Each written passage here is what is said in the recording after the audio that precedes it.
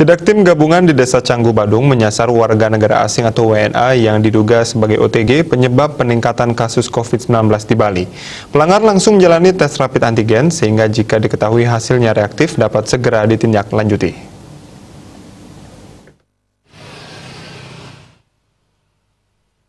Tim gabungan pendisiplinan COVID-19 menyasar wisatawan asing di pertigaan Jalan Batu Mejan dan Jalan Pantai Batu Bolong, Desa Canggu, Kuta Utara. Hal ini dilaksanakan untuk mengantisipasi lonjakan kasus COVID-19 dan mencegah klaster baru, klaster warga negara asing WNA, serta memutus mata rantai penyebaran virus corona.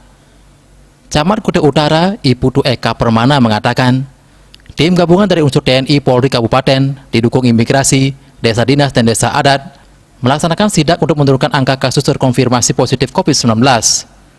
Dicurigai banyak WNA sebagai OTG, penyebab peningkatan angka kasus COVID-19, sehingga Bali menjadi zona merah maupun oranye.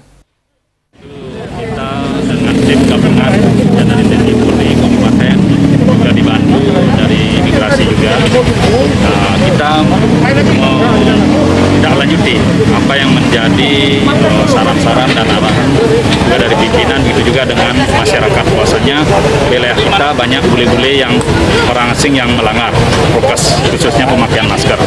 Jadi kita tentunya bergerak dengan tim kabupaten juga kecamatan, desa, adat maupun dinas melakukan sidak, ya sidak secara terus-menerus, ya untuk betul-betul mengingatkan para wisatawan sebelum ini mengikuti prokes kita, karena dengan kondisi PPKM sekarang ini kita masih dalam zona merah dan oranye, ya.